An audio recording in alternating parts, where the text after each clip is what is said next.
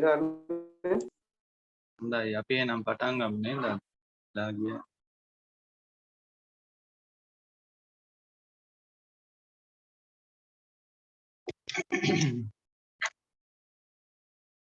අපි එදා ගිය සතියේ නෙවෙයි ඊට කලින් සතියේ අවසන් කළේ මට මතක විදිහට අදහෝ මනයාම් කියන සූත්‍රයෙන් නේද?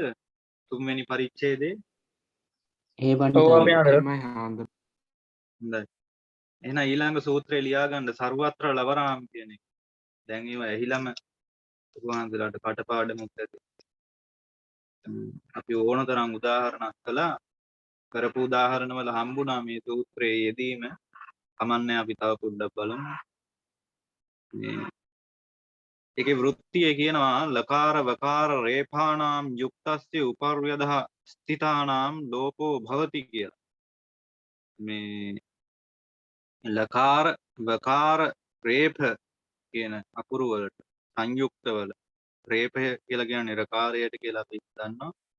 එතකොට මේ අකුරු තුනට යුක්තස්ය කිව්වේ මේ සංයුක්තයේ උපරි අදහ ස්ථිතානාම් උපරි අදහ කියන එක සංදි වෙලා උපරි අදහ වෙලා තියෙන. උපරි කියන්නේ මුලින් අදහ කියන්නේ පිටිපස්සෙන්.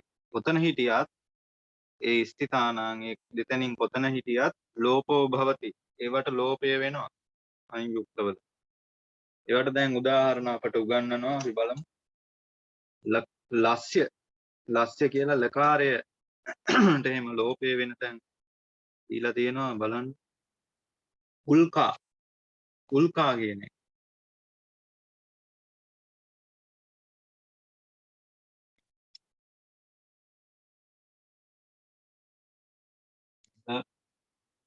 ව ර කියන අකුරු තුනටයි ඔය මේ ලෝපය වෙන්නේ සංයුක්තවල. බලමු උල්කා කියන එක.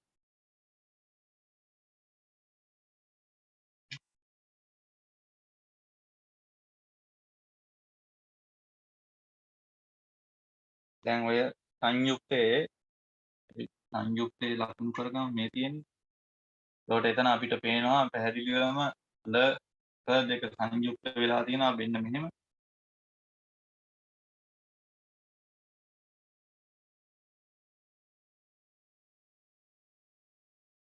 දැන් සංයුක්තයේ මෙතන උපරි අක්ෂරයේ විදිහට තමයි ල තියෙන්නේ. එතකොට ඒ ල වලට උපරි විදිහට හිටියත් අද ඒ කියන්නේ පිටිපස්සෙන් ඉන්න අක්ෂරයේ විදිහට හිටියත් කොතන හිටියත් සංයුක්තයේ ල කාර්යයට ලෝපය වෙනවා කියලයි මේ සූත්‍රයෙන් අපිට හදාරවන්නේ. ඉතින් ඒ නිසා අපි ලෝපය කරනවා. ඒකට ඉතිරි වෙන්නේ එක අපි යාට ද්විත්වය කරන්නට ඕන. මොකද ශබ්දයක මුල නෙවෙයි ඒ සංයුක්තයේ තියෙන්නේ. මේ අග හරි මැද හරි එහෙම තියෙන එකක මේ විදිහට එක අක්ෂරයක් ලොප් වුණාම අපි දන්නවා ශේෂ වෙච්ච අක්ෂරයට හරි මේ සමහරලාට මේ දෙකටම ආදේශ මේ දෙකට නෙමෙයි සංයුක්තයට වෙන ආදේශයක් වෙන්න පුළුවන්. එහෙම ආදේශ වුණත් ශේෂ වුණත් ඒ ශේෂ ආදේශ අක්ෂර වලට ද්විත්වය කරන්නට ඕන කියලා අපි දන්නවා. ඒ අනුව අපි ද්විත්වය කරනවා. වර්ගාක්ෂර නම් ද්විත්වය වෙන්නේ කොහොමද කියන එකත් ඔබ වහන්සේලා දන්නවා. ඒක නැවත කියන්නට අවශ්‍යයි කියලා මම හිතන්නේ. මෙයා එහෙම වෙන්නේ. මෙයාත් එහෙම වෙනවා. උච්චරයි. උක්කා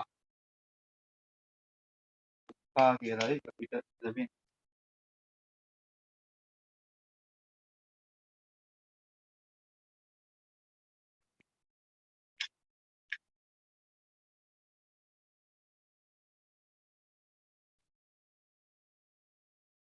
අපි බලමු ඔය වල්කලම් කියන එකෙත් ලකාරයේ උපති අක්ෂරයේ විදිහට සංයුක්තයේ තියෙන්නේ. අපි දැන් ඒවා තේරෙනවා. අපි මේ සංයුක්තයේ දෙවෙනි අක්ෂරයේ විදිහට ලකාරයේ තියෙන එකක් අපිට හම් වෙනවා වික්ලවහ කියලා. අපි ඒක බලමු.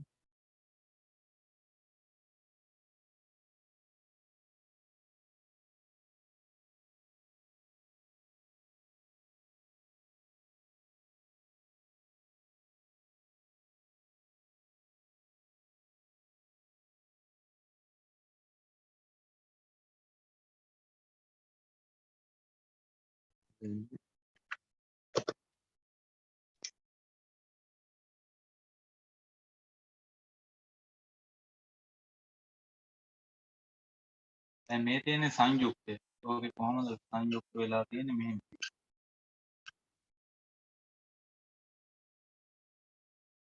කොහොමද? ඒකට දැන් මෙතන සංයුක්තයේ උපරි අක්ෂරයේ විදිහට නෙවෙයි මේ අධ අක්ෂරයේ විදිහටයි අපිට ල කාර්යය ලැබෙන්නේ. අන්න ඔතන හිටියත් ඒ අකුරු වලට ලෝපය කරන්න කියලා අපිට කියපු නිසා අපි මෙන්න ලෝපය කළා. ඒකට ඉතුරු වෙන අක්ෂරයේ ශේෂාක්ෂරයට අපි ද්විත්වය කරනවා. ද්විත්වය. එතකොට මෙයක් වෙනවා. ඒකට මේ මෙතන තියෙන්නේ මෙහෙමනේ. දන්නවා අකාරාන්ත ශබ්දවල පුල්ලිංග ශබ්දවල ප්‍රථම විභක්ති ඒකවචනේ පද සාධනය කරනකොට ශබ්දාන්තයට ඕ කාරාදේශය වෙනවා. මහාරාෂ්ට්‍රී ප්‍රාකෘතේ කියනවා. මෙහෙම ඔච්චරයි. ඔය ටික එකතු කරපුවාම කවුද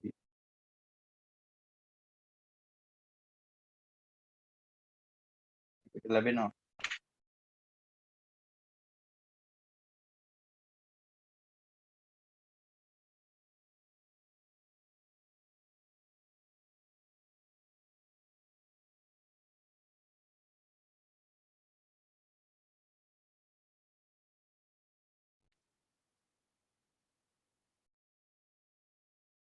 දැන් අපි බලමු නම් තව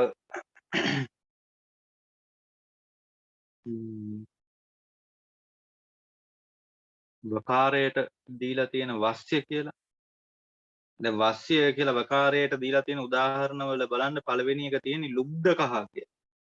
ඇත්තටම මේකේ වයන්න නෙවෙයි බයන්න තියෙන්නේ. අර අපි එදත් මේ මීට කලිනුත් කතා වුණා ව දෙන්න අවිශේෂයෙන් යෙදෙනවා ප්‍රාකෘතවල. ඒ නිසයි මෙතන වලට දෙන උදාහරණයක් හැටියට බකාරය සහිත සංයුක්තයක් දීලා තියෙන්නේ.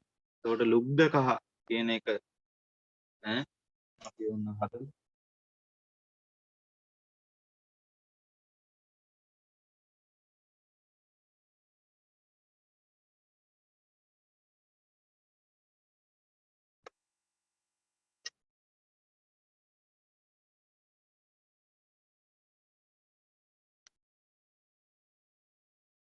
මේකේ සංයුක්තය මෙතන තියෙන්නේ කොහොමද සංයුක්ත වෙලා තියෙන්නේ මෙහෙම.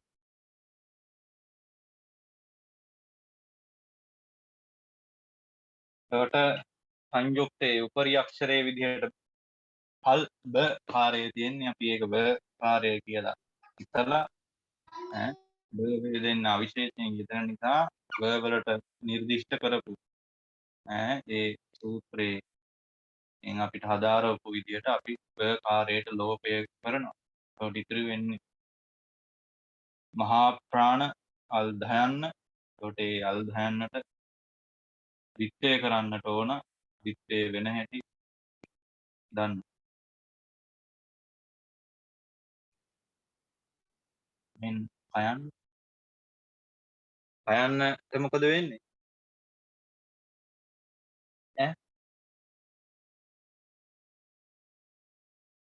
වෙන්නේ කාර්යාද ඈ විසර්ගයට උකාරයාද ඔව් ඒක ඊට පස්සේනේ මම කිව්වේ ක වලට. ලොප් වෙනව නේද? ඔව් ලෝපය කරන්න. පදම ඈ පද මන්තිගත ඔව් කොහොමද ලෝපය කරන්නේ? මතකද සූත්‍රය? පදගත පයවා ප්‍රායුරෝ කග චජ තද පයවාම් ප්‍රායෝ ලෝපහ කියන සූත්‍රේ මේ ව්‍යංජන වලට ලෝපය කරන්න පුළුවන්. මෙයා ඕ වෙනවා. එතකොට ලු කියලා එකක් තියෙන්නේ මෙහෙම. ලු උතන ලු ඒ විදිහටම එන්නේ නැහැ. ඒ විදිහටම එන්නේ නැත්තේ උ කාරයට ඕකාරාදේශය වෙනවා.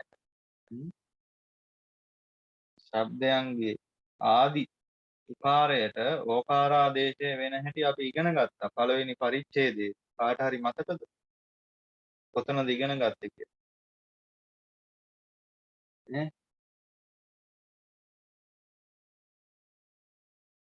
මතක නැහැ කියලා මේ කියන්නේ මේක බලලා නැහැ කියන්නේ. කරපුවා.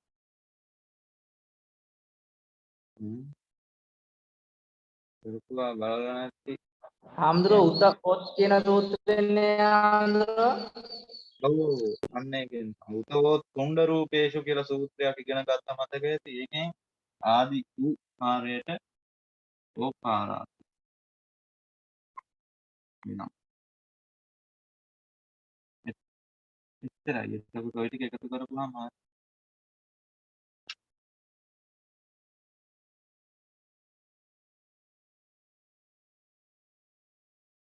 ඔන්න ඔහොම.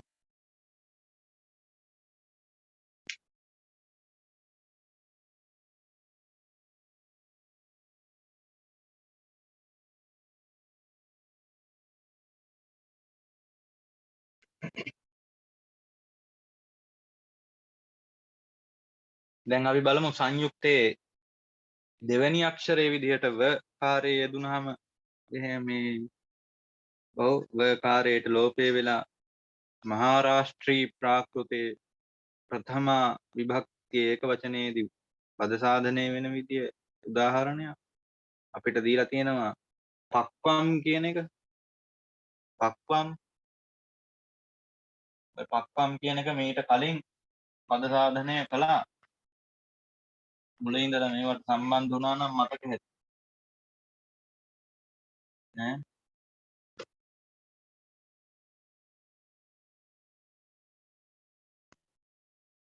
දැන් ආයේ ඒක පද සාධනය කරන පක්වම් බලන්න මේ සංයුක්තේ මෙහෙම තියෙන.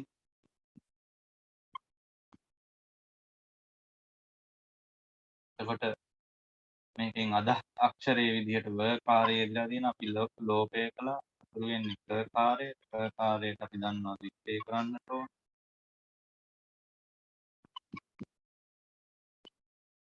මෙයා දෙතුව මෙයා මෙහෙට එනකොට බිඳුව වෙන බව අපි දන්නවා. අන්න මෙයා ක තියෙන්නේ ක කාර්යය එහෙම ගන්නෙ නැහැ. ඇයි ගන්න නැත්තේ කියලා මේක කලින් ඉගෙන ගත්ත අයට මතක් වෙන්න ඕන. මතකද මොකද වෙන්නේ කියලා?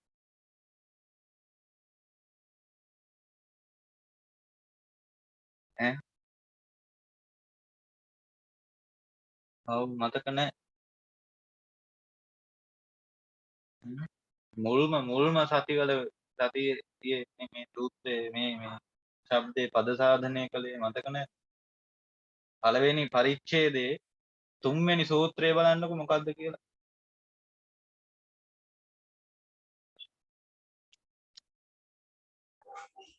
ඊදිශත් පක්වසප්ප චේතස විජන මෘදාංගාග ව්‍යජන මෘදංගාංකාරේෂු කියලා සූත්‍රයක් කළා.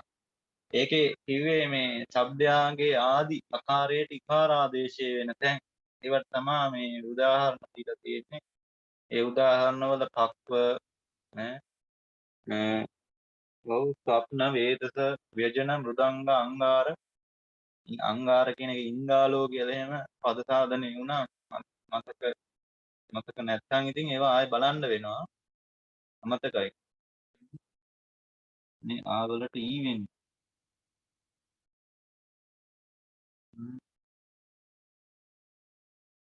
ඕම් ඔය විදිහටයි පද සාධනය වෙන්නේ. වික්කං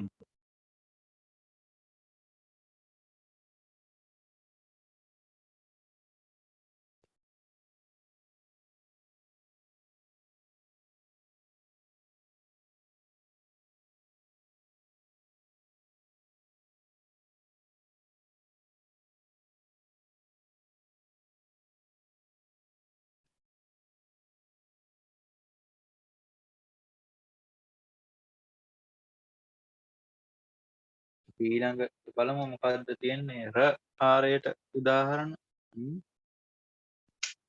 රස්ය කියලා උදාහරණ දෙකක් දීලා තියෙනවා අරකහ කියන එකයි ශක්‍රහ කියන එකයි.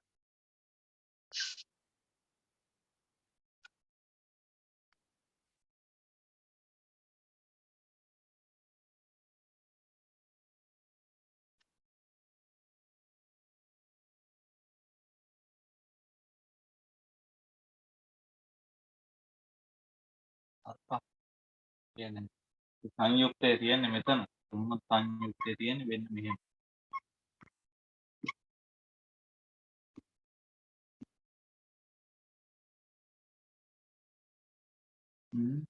එතකොට ඒ සංයුක්තයේ උපරි අක්ෂරයේ විදිහට තියෙන ර කාර්යයට ලෝපය කළා ඉතුරු වෙන අක්ෂරය අල්පයන් ඒකට බිත්ය කරන්නට ඕන. මේ ආ වලට ඕ පාරාදේශය වෙනවා. අයන්න එහෙම වෙනවා. කොච්චරයි? අක්කෝ කියලා. පාලියේ අක්කෝ කියලා තමයි මේ අර්ක ශබ්දයේ ප්‍රථම විභක්ති ඒක වචන රූපයේ පාලියේ ලැබෙන්නේ. අක්ක මේ ශබ්දේ වලට අක්කෝ කියලා තමයි මේ වර්ණයගේ ප්‍රථම ඒක වචන.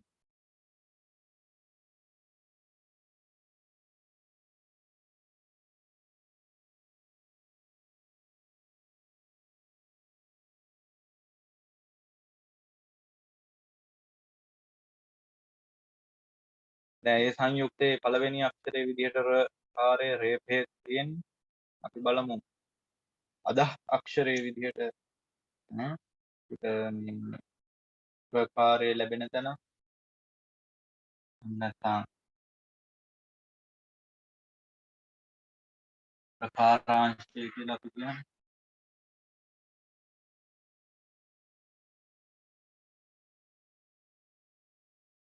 ශක්‍රහ කියන්නේ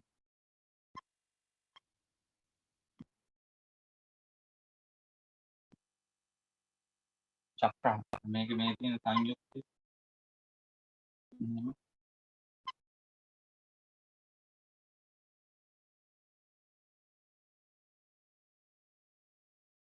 ඒ සංයුක්තයේ අදහ අක්ෂරයේ විදිහට තියෙන ර කාර්යයට ඔන්න අපි ලෝපය කළා තුරුනේ කාර්යය එනත් අර විදිහම තමයි කාර්යය කරනවා නම් ඕ වෙනවා වෛශ නෙවෙයිනේ අපි මහාරාෂ්ට්‍රී ප්‍රාකෘතියේ යෙදෙන එක ෂ කාර්ය මේ එක සකාරයයි ඒ තමයි දන්තජ සකාර නිසා තාලුජ සකාරය දන්තජ සකාරය ආදේශ වෙනවා අපි දන්නවා ඔච්චරයි. ඒකට අපිට අක්කෝ කියලා ලැබෙන්නේ පාලියෙත් ඕකම තමයි රූපේ අක්කෝ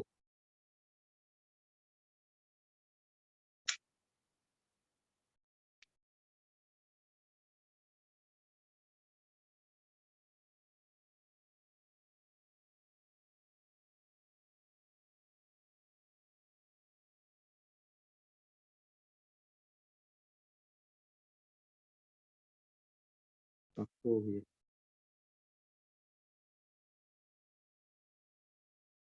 දැන් ඔය උදාහරණ ටික තමයි අපිට සූත්‍රය යටතේ දීලා තියෙන්නේ. ඒ වුණාට ඕන තරම් මේ උදාහරණ අපිට මේ ලැබුණා. අපි කලින් පරිච්ඡේද වල කලින් සූත්‍ර ඉගෙන ගන්නකොට ඒ සූත්‍ර වලට දීලා තිබ්බ උදාහරණ වලදී ඕන තරම් මේ ਸਰවත්‍ර ලවරාම් කියන සූත්‍රයේ කාර්යය ඉදිරිපත් කරන්නට උදාහරණ ලැබුණා. අපි මේ ඕන තරම් ඔය සූත්‍රය භාවිත කළා මේ පසුගිය සූත්‍රවල පද සාධනය උදාහරණවල පද සාධනය කරනකොට ඒ නිසා මේකේ කාර්යය පිළිබඳව මනා අවබෝධයක් මේ සූත්‍රයෙන් නිර්දිෂ්ට කාර්යය පිළිබඳ මනා අවබෝධයක් ඇති කියලා අපි විශ්වාස කරනවා. මොනවාරි ගැටලුවක් තියෙනවද මේ සූත්‍රය පිළිබඳ? ඈ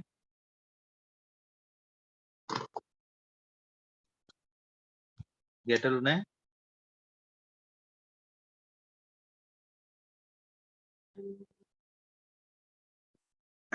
ගැටලු නැත්නම් අපිට පුළුවන් ඊළඟ එක බලන්න. ගැටලුවක් නැහැ හඳුරෝ.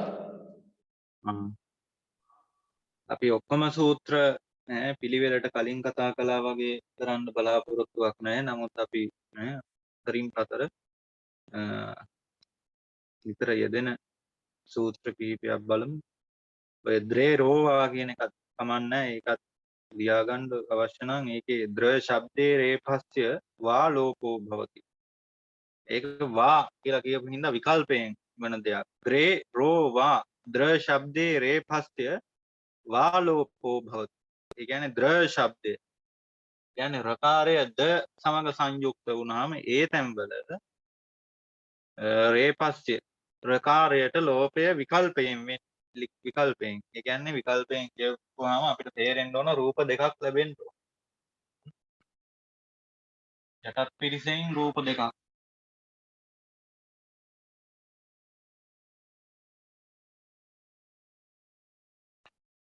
ද්‍රේ රෝවා කියන එක. මේ අපිට ඒකට උදාහරණ දීලා තියෙනවා. ද්‍රෝහ නේද? ද්‍රෝහ කියන එක බලන්න. ද්‍රෝහ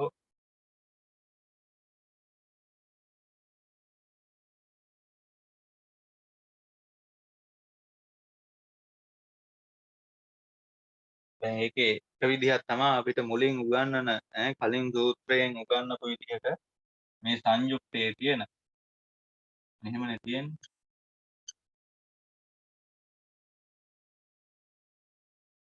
ඒ සංයුක්තයේ තියෙන ප්‍රකාරයට ලෝපය කරලා මේ අකුරු දෙක එකතු කරලා ඊපස්සේ වල මෙහෙම තියෙන්නේ.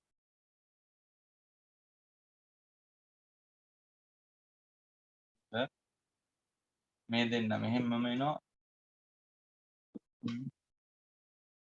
හරි මෙහාට වෙනවා.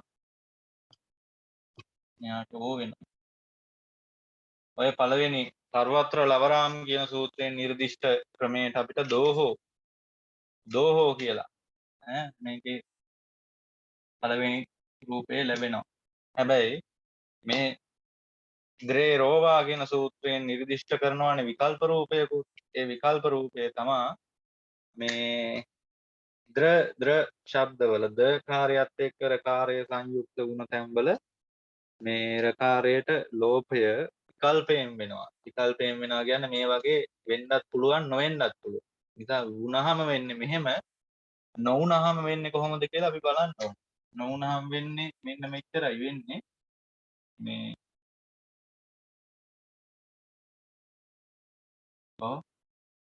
මෙතන ලෝපයක් වෙන්නේ නැහැ. ඒක එහෙම්ම මෙනවා. මේ හයන්නේ ඇතුලේ තමයි මේ වෙනසක් වෙන්නේ.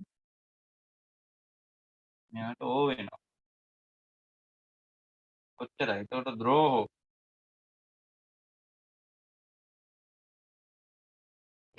දෝහෝ කියන රූප දෙකම ලැබෙනවා. ලැබෙන්නේ රකාර ලෝපයේ විකල්පයෙන් වන නිසා. විකල්පයෙන් වන නිසා.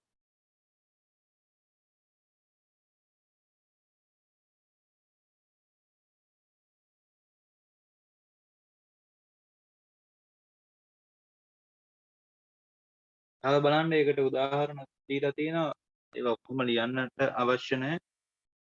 චන්ද්‍රහ කියන එක. චන්ද්‍රහ කියලා කියන්නේ හඳටනේ. ඒකට චන්ද්‍රහ කියන එකේ රකාරය ලෝපය ප්‍රකාරයට ලෝපය වුණාම ඡන්தோ කියලා රූපයක් ලැබෙනවා. එහෙම ලෝපය නොවි මේ සූත්‍රයෙන් නිර්දිෂ්ට ක්‍රමයට චන්ද්‍රෝ කියලා ලැබෙනවා.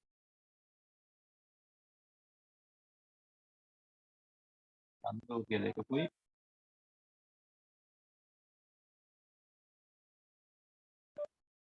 චන්ද්‍රෝ කියලා එකකුයි.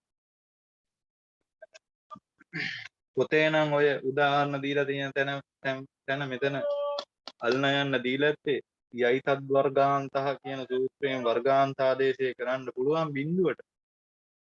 හැබැයි උතන වර්ගාන්තය ආදේශ කරපුවාම එන්නේ දන්තජ නෑ.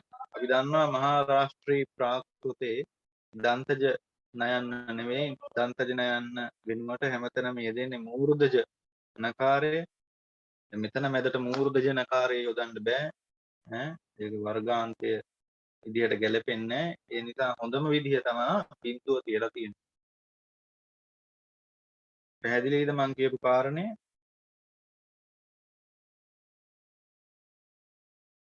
අපැහැදිලිද?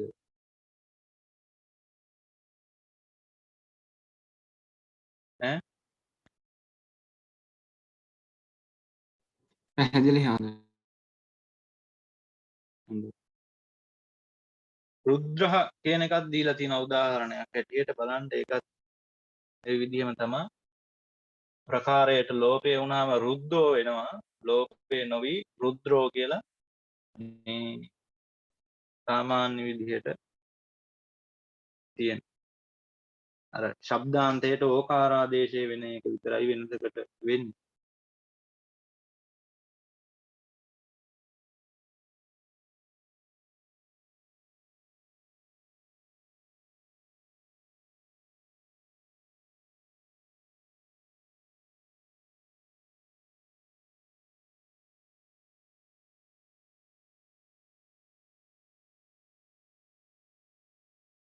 හරි. ඕකේ 3 7 වෙනි සූත්‍රය බලන්න 98 වෙනි සූත්‍රයේ මධ්‍යාහ්නේ හස්ය කියලා සූත්‍රයක්.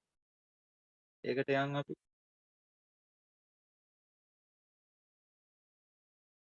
මධ්‍යාහ්නේ හස්ය කියන එක බලන්න.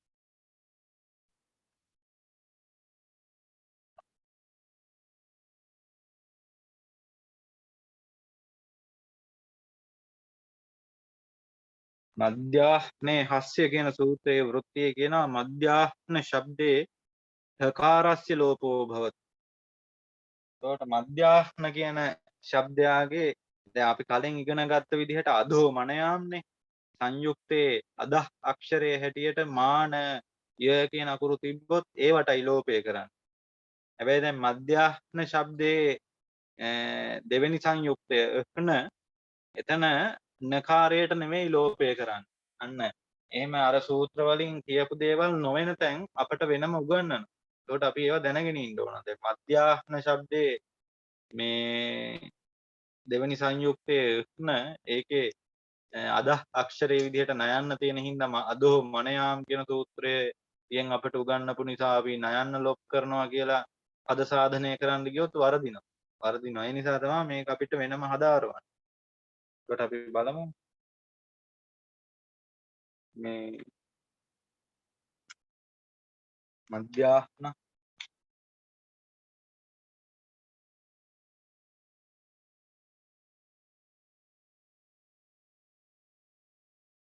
ඒක කියන්නේ මධ්‍යාහ්න ශබ්දේ තකාරස්ය ලෝපෝ භවති. මෙන්න මේ දෙවෙනි මෙතන සංයුක්තයක් තියෙනවා. දැන් ඒක නෙමෙයි මේකට වෙනම දෙයක් වෙනවා. ඒක උගන්වන්නම්. මේක බලමු ඉස්සරට අපිට උගන්වන එක.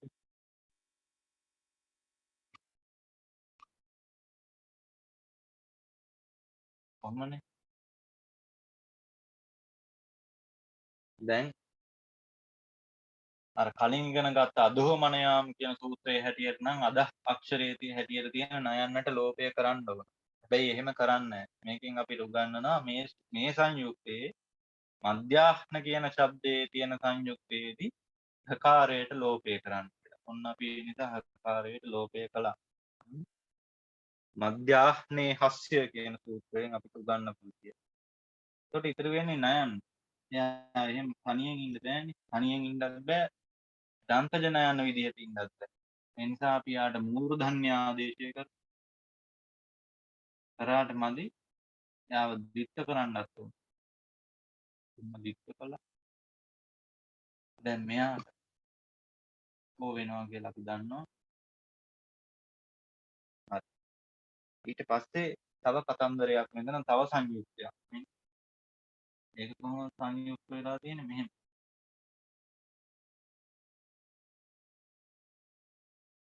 වෙන්නේ නැහැ. ඉගෙන ගන්න ටිකක් තියෙනවා.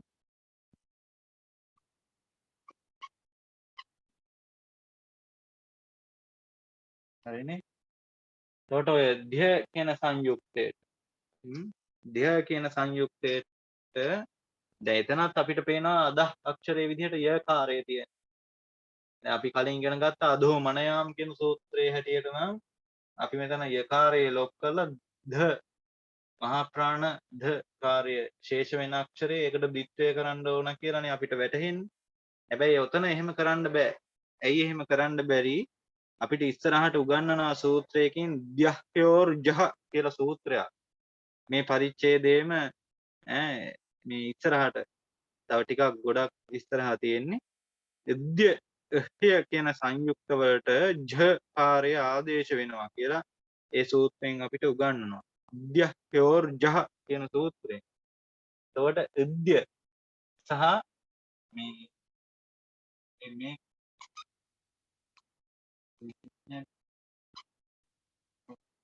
කියන සංයුක්ත දෙකට මේ ජ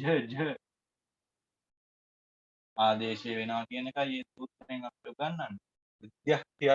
විද්‍යක්ඛයෝර් ජහ කියන සූත්‍රයෙන් විද්‍යක්ඛය කියන දෙන්නට ජ ආදේශ වෙනවා.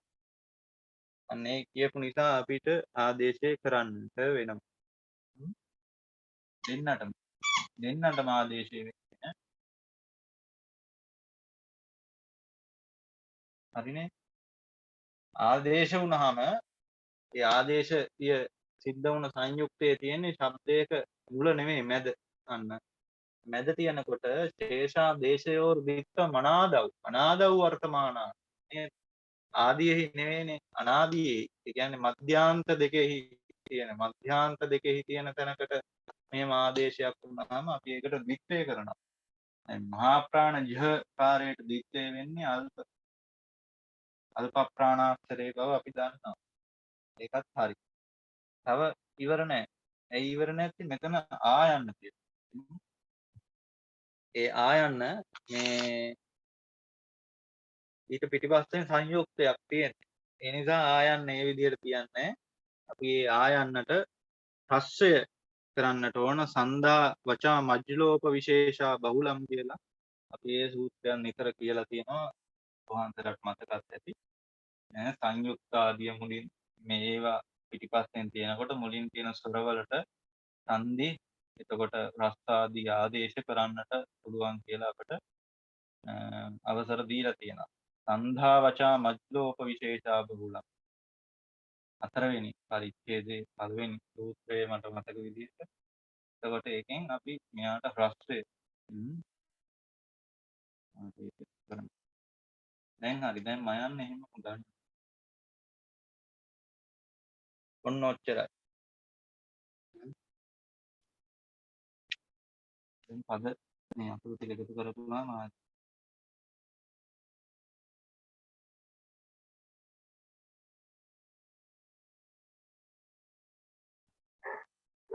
මජ්ජන්නෝ කියලායි අපිට ප්‍රථමා විභක්තිය එක වචනයේදී පද සාධනය වෙලා මහා රාෂ්ට්‍රී ප්‍රාකෘතේ මධ්‍යාහ්න ශබ්දය ලැබෙන්නේ. මජ්ජන්නෝ පැහැදිලිද? පැහැදිලි හඳුරන්නේ.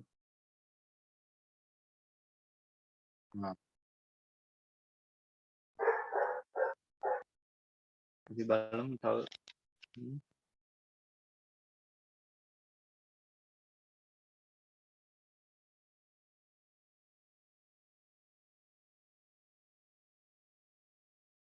ඔය ඊට යටින් තියෙන සූත්‍රයත් හොඳයි මේ ලියාගන්න මේකත් කෘෂ්ණ ලක්ෂ්මේෂු නලමාං ස්ථಿತಿ රූර්ධම් කියන සූත්‍රය. කෘෂ්ණ ලක්ෂ්මේෂු නලමාං ස්ථಿತಿ රූර්ධම්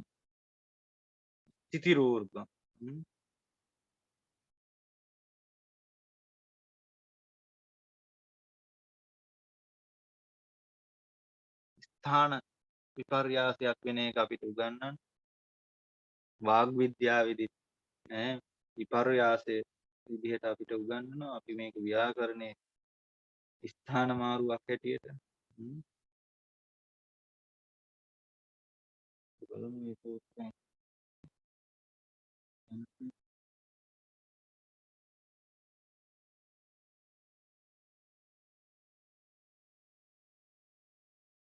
ඔය එකේ වෘත්තියේ කියනවා ඉච්ඡේතේෂු අදස්ථිතානාන් නකාර ලකාර මකාරාණං ස්ථಿತಿ ඌර්ධ උපරිෂ්ඨාත් භවති කියලා. ඒ කිව්වේ කියන සංයුක්ත තුන.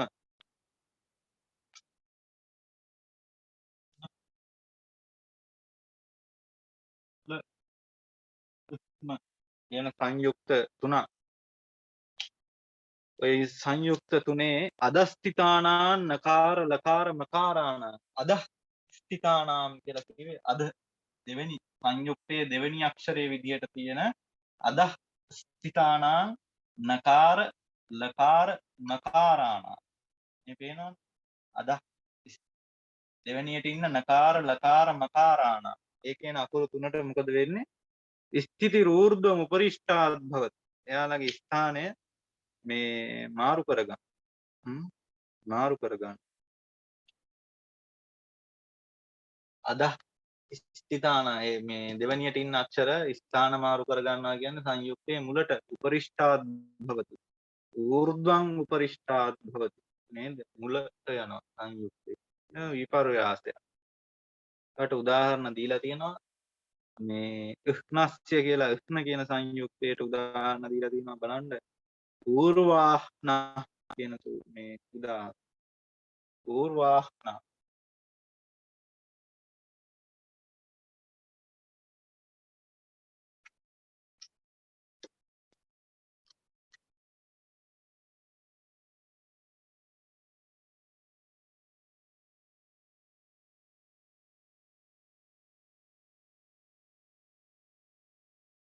මෙතන සංයුක්තයේ තියෙන්නේ මෙතනත් වෙනම සංයුක්තයක් තියෙනවා. හොඳේ.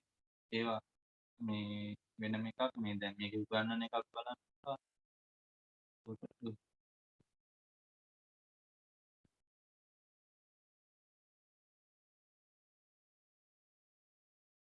මොකද වෙනවයි කියන්නේ? එන්න අදහ ස්ථිත අක්ෂරය දෙවැනියට ඉන්න අක්ෂරයේ සංයුක්තයේ ව්‍යංජනාක්ෂරය. ඒකට එයා ස්ථාන මාරු කර ගන්නවා කියන්නේ එයාගේ ස්ථානේ මෙහෙට එනවා. එහෙම ආපුවාම මොකද වෙන්නේ? මෙහෙම වෙනවා. මෙයා මෙහෙම වෙනවා. උපාර ආදේශය වෙනවනේ. ඒකට ඒක හරි. ඒක හරි වුණාම මේකට මොකද වෙන්නේ කියලා හිතලා ගන්න. දැන් එතන ව කියන සංයුක්තයේ තියෙන්නේ. අපි දන්නවා මේ සර්වත්‍ර ලවරාම් කියන සූත්‍රයෙන් අපි ඉගෙන ගත්තා සංයුක්තයේ උපරි අධ කියන කොතන හිටියත් ප්‍රකාර වකාර ලකාර වලට ලෝපය වෙනවා. එහෙනම් මේකේ රකාර වකාර දෙන්නම මේ තිබුණාට රකාරයට ලෝපය කරලා ඉතිරි වෙන අකුර වකාරයට දිත්වය කරනවා. දිත්වය කරපුවාම මේ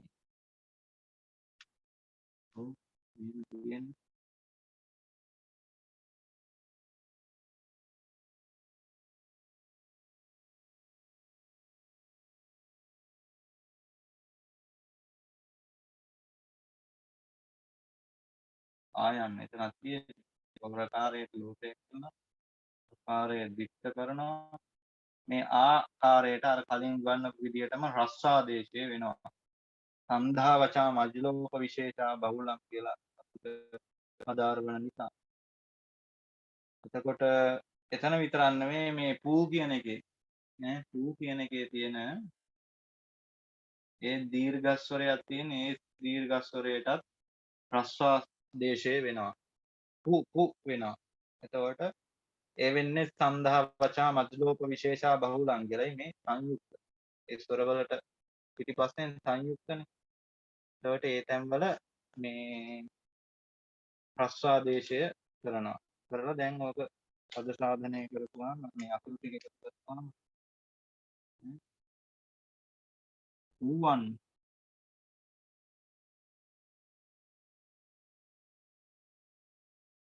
ඕකම මේ ව වලට බ වෙන්න පුළුවන්. ඒවා විකල්පයෙන් වෙනවනේ. ඒ නිසා පුබ්බන් මෙහෙම ඕනේ. පුබ්බන් මේ දෙවිදිහම ගැටලුවක් නැහැ. පාලියේ නම් පුබ්බන්න සමයක් කියලානේ අපිට පෙළේ යෙදෙන්නේ පුබ්බන්න සමයක්. නිවාසෙත්වා පත්ත චීවර මාදාය කියලා පෙළේ හම්බෙන්නේ.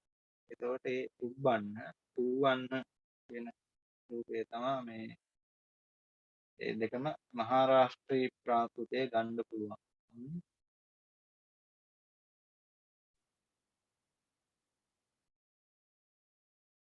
ඔය විදිහට තමයි අපරාහ්නහ කියන උදාහරණයක් දීලා තියෙනවා. ඒකත් ඔය විදිහටම තමයි මේ උත්න සංයුක්තේ නකාරය නේ ඒ දෙන්න ස්ථාන මාරු කරගත්තට පස්සේ ඉන්න වෙනවා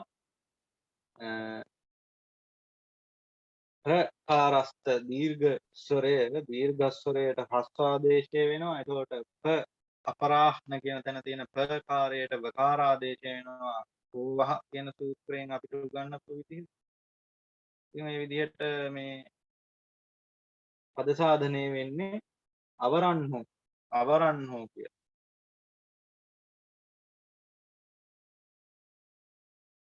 අවරන්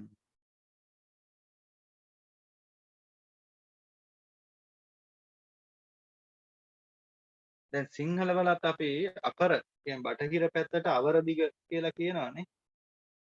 ඇහිලා තියෙනවද?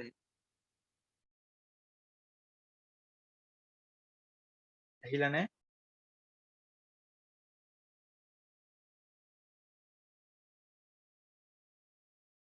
ඈ අහලා තියෙනවා අඳුර. ඔව් ඒක තමයි. අපර කියන එකේ දැන් ප වලට ව ආදේශ වෙන එක මහාරාෂ්ට්‍රී ප්‍රාකෘතයේ නියමයන්නේ පොවහ කියන සූත්‍රයෙන්. එතකොට එහෙම වෙලා අවරන්නෝ කියලා ඒකේ හැදෙනවා. අපේ සිංහල වලත් අවර ශබ්දය අපිට ලැබෙනවා.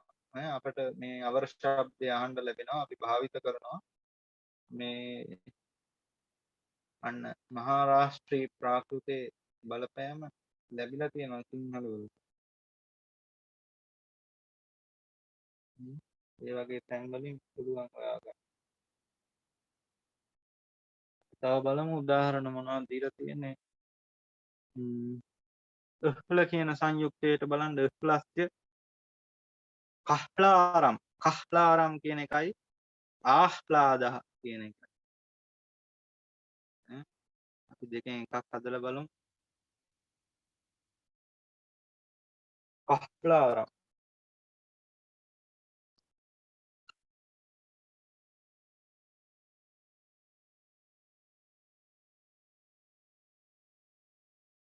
කියන සංයුක්තයෙන් එහෙම තියෙන්නේ.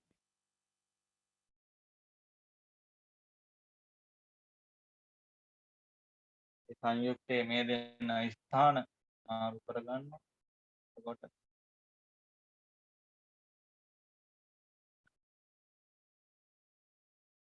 එතන ආයන්නට මේ වෙනසක් වෙන්නේ නැහැ.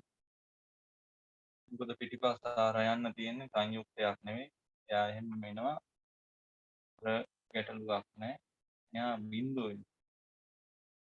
මෙයාටත් ගැටලුවක් නැහැ. ඒ ටික එකතු කරපුවාම හරි. කල්හාරම්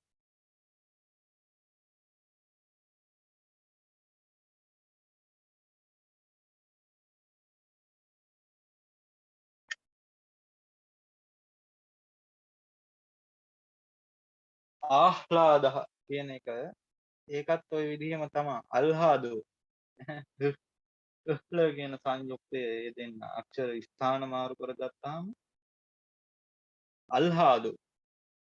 අල්හාදෝ කියලා අපිට මහාරාෂ්ට්‍රී ප්‍රාකෘතයේ ප්‍රථමයික වචනය ලැබෙනවා. අල්හාදෝ. හැබැයි අන්න එතන කියන තැන තියෙන දීර්ඝස්වරය අල් කියන කොට රස්ව වෙලා මොකද පිටිපස්සෙන් සංයුක්තයක් තියෙන නිසා.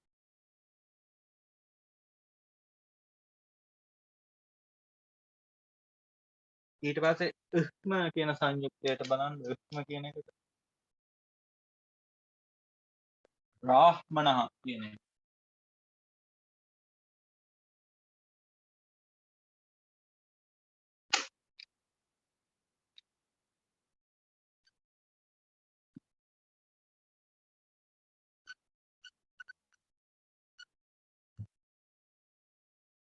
බ්‍රාහ්මණ කියන එක මෙන්න සංයුක්තේ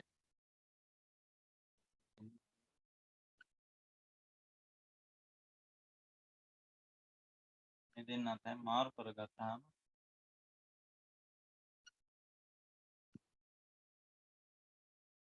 යා මෙහෙම නෙන්නේ. මෙතනත් සංයුක්තයක් තියෙන්නේ මෙහෙම.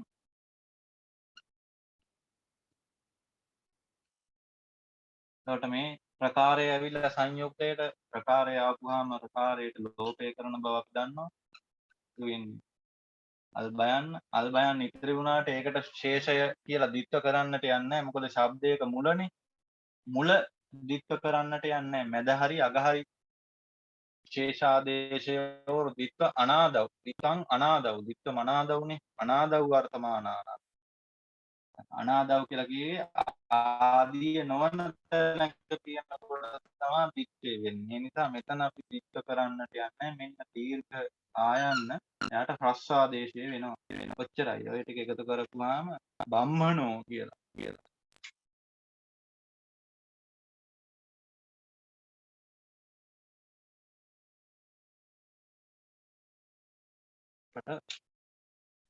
මහාරාෂ්ට්‍රී ප්‍රාකෘතයේ බම්මන ශබ්දයාගේ ප්‍රථම විභක්තිය ඒක වචනේ ඊට බම්මනෝ කියලා ඔය රූපේ දැක්වෙනවා.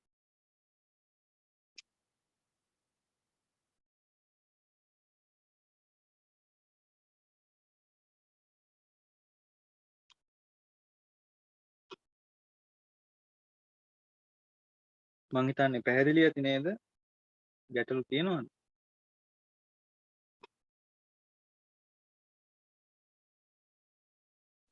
පැහැදිලි හම්බුනේ.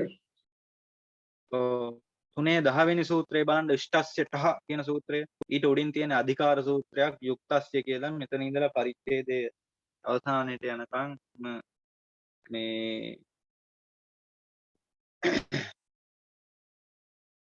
සංයුක්ත වලට වන ආදේශ ගැනයි ඒකෙන් කියන්නේ ඒක බලපවත්වනවා කියලා.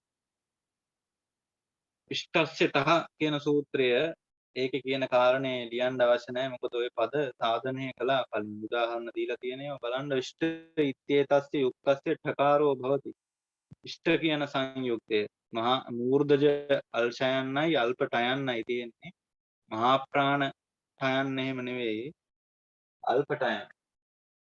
එතකොට ඒ ඉෂ්ට කියන සංයුක්තයට ඨ කාරාදේශය වෙනවයි කියලා අපිට උගන්වනවා. මහා ප්‍රාණ ඨ කාරය. අපි ඕක ඉගෙන ගත්තා මේ කලින් පරිච්ඡේදයේ මේ ආදේර්යෝ ජහ කියන සූත්‍රයට පස්සේ අපි ඉගෙන ගත්තා දැන් ආදේර්යෝ ජහ කියන සූත්‍රයෙන් ශබ්දයක ආදීයේ තියෙන යකාරයට ජකාරයේ ආදේශ වෙනවා කියලා එහෙම නොවන තැනක් හැටියට යෂ්ට්‍යාන් ලහ කියලා සූත්‍රයක් ඉගෙන ගත්තා මතක ඇති. යෂ්ටි ශබ්දයේ ආදි යකාරයට ල කාර්ය ආදේශ වෙනවා කියලා. ආන් ඒ සූත්‍රයේ ඒ උදාහරණය පද සාධනය කරනකොට මේ සූත්‍රය කතා කළා මතක ඇති. ලට්ඨි කියලා මේ යෂ්ටි කියන එකට ලට්ඨි කියලා පද සාධනය වෙන හැටි ලිව්වා නේද? මතකද? මතකයි නේද? ඔව් ඒ නිසා ඒවා නැවත ලියන්න අවශ්‍යයි කියලා මම හිතන්නේ. ඒක පුළුවන් තනියම කල්පනා කරන්න. අස්තිනී කියන එක බලන්න ඊට යටින් සූත්‍රයේ අස්ති ශබ්දයේ යුක්තස්ය ඨකාරෝ භවති. දැන් එතන සංයුක්තයේ ස්ති ස්ථනේ ස්ථ කියන සංයුක්තය අස්ති කියන ශබ්දයේ තියෙන. එතකොට ඒ සංයුක්තයට ඨකාරෝ භවති. එතෙන්ද ඨ කාරාදේශ වෙනවා. මහා ප්‍රාණ ඨ කාරය. එතකොට අට්ඨි කියලා අපිට ඒකේ මේ මහාරාෂ්ට්‍රී ප්‍රාකෘතයේ ලැබෙනවා. පාලියේ ලැබෙන විදිහම තමයි. එතකොට ස්තස්ය තහ කියන ඊළඟ සූත්‍රය ස්ත කියන සංයුක්තයට දන්තජ සයන්න අල්ප තයන්න කියන ඒ දෙන්නගේ සංයුක්තයට මහා ප්‍රාණ ථ කාරාදේශය වෙනවා. ස්ත ශබ්දස්ය තකාරෝ භවති කියලා අපිට උගන්. උපරිලෝපාපවාදහ අන්න. උපරිලෝපාපවාදහ කියලා ඒකේ වෘත්තිය කියනවා. ඒ කියන්නේ උපරි අක්ෂරයේ විදිහට තියෙන සකාරයට විතරක් ලෝපය කරලා තයන්නට දිත්තේ කරන්නේ නැහැ කියලා. ඇයි එහෙම කියන්න හේතුව මොකද මේ පරිච්ඡේදයේ පළවෙනි සූත්‍රයෙන් අපිට උගන්වුවේ උපරි ලෝපහ කගඩතද පශසාම් කියලා සංයුක්තවල උපරි අක්ෂරයේ හැටියට කාගඩ තාද පාශ ස කියන අකුරු තිබ්බොත් ඒවට ලෝපය කරන්න ඕන කියලා. දැන් මේ ස්ත කියන සංයුක්තයේ උපරි අක්ෂරයේ විදිහට තියෙන්නේ දන්තජ සයන්. ඒ නිසා ඒකට ලෝපය කරලා තයන්න දිත්ත කරන්නට එපා කියලයි මේ සූත්‍රයෙන් උගන්වන්නේ. ඇයි ඒ දෙන්නටම පොදුවේ මහා ප්‍රාණත්ථ කාර්ය ආදේශ කර. ඒකට ආදේශ වෙන අකුරක් විදිහට ඒක ගන්න. ඒකට උදාහරණ ඕනනම් දීලා තිනවා හස්තහ කියන එක බලන්න. හස්ත අත අත. ඒක මේ හත්තෝ කියලා නේද? ස්තවලට ථ ආදේශ වෙලා ආදේශ වෙච්ච අකුර දිත්ත කරලා හත්තෝ කියලා. එහෙම. ස්තුතිහි කියන එක. ස්තුතිහි කියන එක බලන්න. අපි උන්නා හදමු.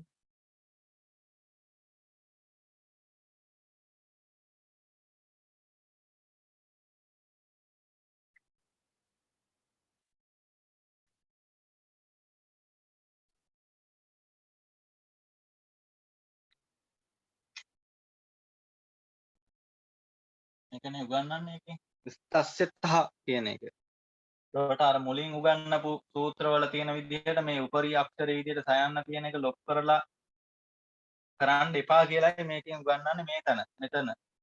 එතකොට මෙහෙම තියෙනකොට ඒ දෙන්නම ථ ආදේශ කරන්න කියලා අපිට උගන්වනවා. හස්තහ කියන එක සරල උදාහරණයක්. අපි ස්තුතිහි කියන එක බලමු. ඒකේ යමක් ඉගෙන ගන්න තියෙනවා.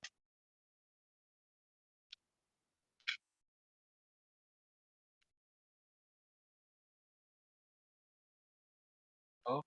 දැන් මේ ස්තුතිහි කියන එකේ මෙන්න සංයුක්තේ ශබ්දයේ මුල තියෙන සංයුක්තයක්. මේ තියෙන්නේ.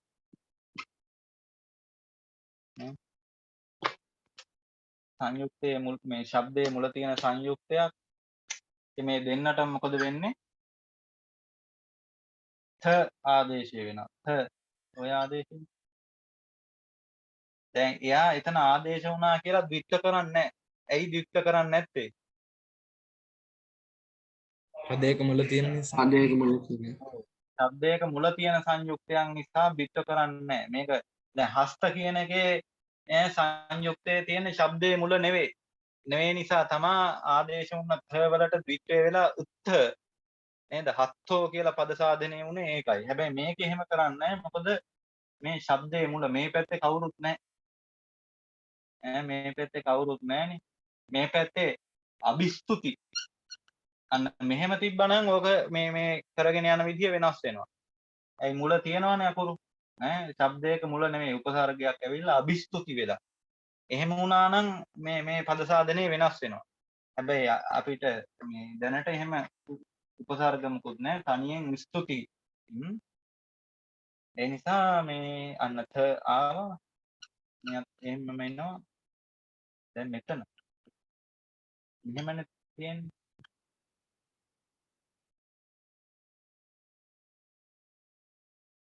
කොහොම. එතකොට මේ ඉකාරාන්ත ශබ්දයක් ඉකාරාන්ත ශබ්දවල ප්‍රථම විභක්ති ඒක වචනේ පද සාධනය කරනකොට අපි කලින් ඉගෙන ගත්තා උකාරාන්ත ශබ්ද නම් ඒ වගේ ශබ්දාන්තයට දීර්ඝය වෙනවා. සුබිස්සුක්සු දීර්ඝහ කියලා මේ සූත්‍රය අපිට පස්සන පරිච්ඡේදයේදී මුණ ගැහෙන්නේ. ඒවා අපිට ඉගෙන ගන්න සමහර විට මේ ගන්නන්න කාලය නැති වෙයි. ඔබ වහන්සේට අපිට බලා ගන්න පුළුවන්. ඒ නැතත් දැන් මම ඒවා කියලාම මතකත් ඇති නෑ මේ ඒ නිසා මෙයාට දීර්ඝය කරන්න. මෙයා ගන්න විසර්ගනේ. එතකොට මේ තයන්න අපි දන්නවා ලෝපය ශබ්දයක මැදනේ තියෙන. මැද හරි අග හරි තියෙන මේ අග චදතද පයවාම් ප්‍රායෝග ලෝපහ කියලා කියපු විදිහට කාග චාජ තාද පායව කියන අකුරු වලට ලෝපය කරන්න පුළුවන් හින්දා අපි මේ තයන්නට ලෝපය කරනවා. කොච්චරයි ඉතුරු වෙන්නේ? මේ තුන් දෙනා විතරයි ඉතුරු වෙන්නේ. ඒ තුන් දෙනා ලියාගත්තාම හරි. මෙහෙම ලියාගන්න. තු ඊ කිය.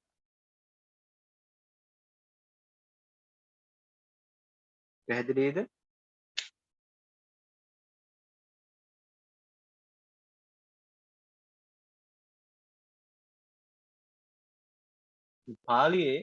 පාලියේ නම් අපිට තුතිනේ. තුති. පාලියේ ව්‍යංජන අක්ෂර ඩොප් කරලා ස්වර ශේෂය කරන්නේ. මහාරාෂ්ට්‍රී වල තමයි ස්වර ශේෂය වෙන්නේ මේ අර කියන ලද අක්ෂර වලට. පැහැදිලිද ඒක?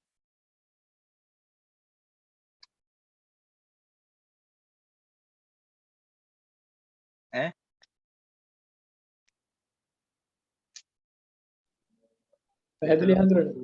පැහැදිලි හඳුරන්නේ. ඔව්. දැන් මං කියවනේ මේක ශබ්දයේ මුල තියෙන හින්දා මෙහෙම වෙන්නේ කියලා. දැන් අපි ඔකට උපසර්ගයක් දාලා බලනවා මොකද වෙන්නේ. මොන්න දැන් මොකද වෙන්නේ?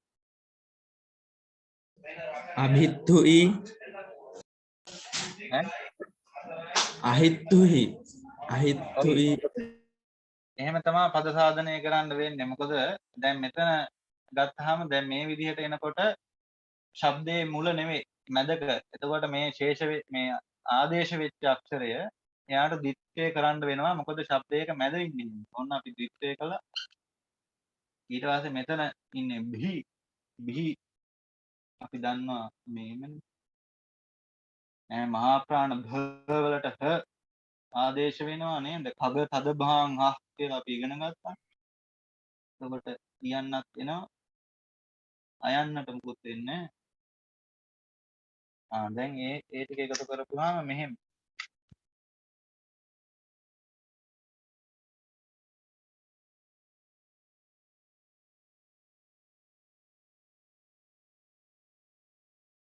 පැහැදිලිද?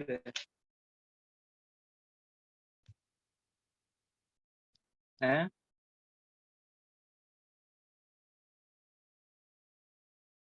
ගැටලුවක් තියනවද මොකක් හරි?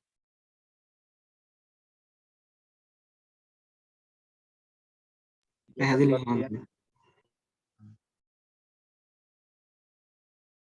ලියාගත්තද ඒක? එහෙමයි.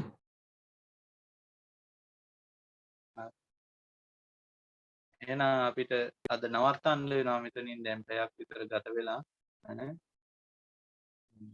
අපේ ආදරණීය චුට්ටක් ආයේ බෝඩ් එක පෙන්වන්න පුළුවන්ද?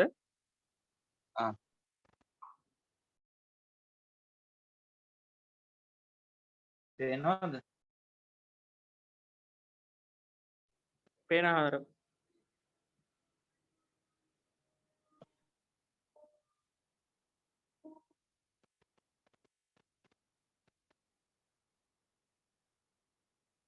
හරි අපේ ආදරණීය.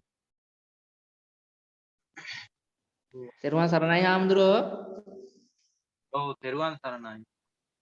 හාමුදුරුවෝ මේ පේපරේ අර ප්‍රාකෘත පේපරේ දෙවෙනි කොටසේ ප්‍රශ්නයක් අහලා තියෙනවා හාමුදුරුවෝ. මේ පහත සඳහන් පාලි පදවලට මහාරාෂ්ට්‍රී පර්යාය රූපය බැගින් දක්වන්න කියලා. ඔව්. අපි මේ පර්යාය පද හාමුදුරුවෝ මොකෙන්ද හාමුදුරුවෝ හොයන්න ඕනේ? ඒ දීලා තියෙන පද බොහොමයක් දෙන්නේ මේ මහාරාෂ්ට්‍රී ප්‍රාකෘතයට. අපිට මේ ඉගෙන ගන්න ව්‍යාකරණයේ ප්‍රාකෘත ප්‍රකාශය අපි ඉගෙන ගන්න පද වලින් තමයි බොහෝ විට උදාහරණ දෙන්නේ.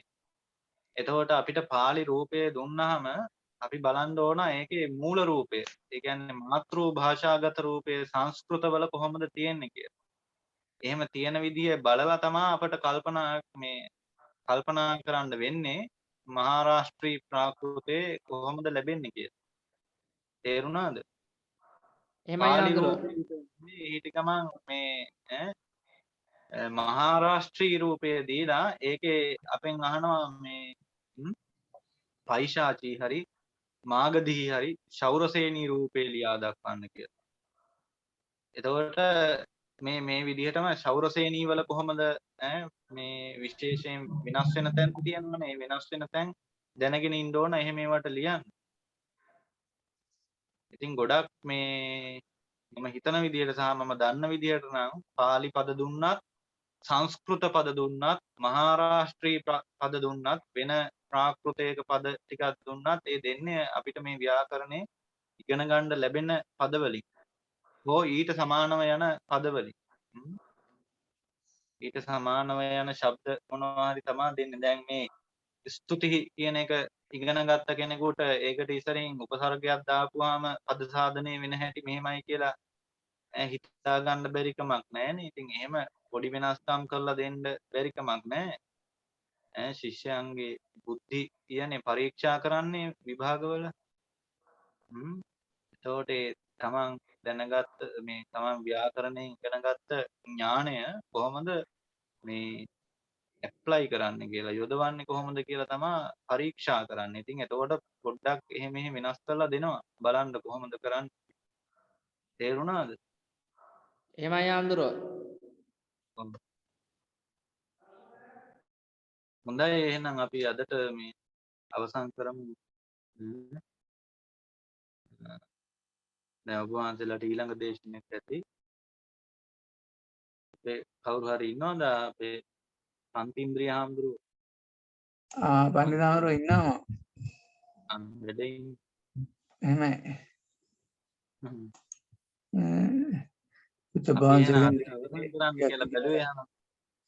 එහෙම පණ්ඩිතාවර අපි අවසන් කරමු. ගැටලුවක් නැහැ. අපි ඊළඟ දේශනේ තියෙනවා කියලා තාම මට හාමුදුරු සම්බන්ධ වෙලා නැහැ. එහෙමයි. තවනට 10කට 5-10 බලමු. තව 9:30නේ. පණිදාන්ට බොහොමත්ම පිං මේ කාර්යය සඳහා සහාය සම්බන්ධය දක්වාට. හොඳයි දැන් තෙරුවන් සරණයි. තෙරුවන් සරණයි හාමුදුරුවෝ. අපේ තෙරුවන් සරණයි පඬිතුමා. දේශනේ නැහැ කියලා අපිට දැනුම් දීලා නැහැ. අපි බලමු චුට්ටක් වෙලා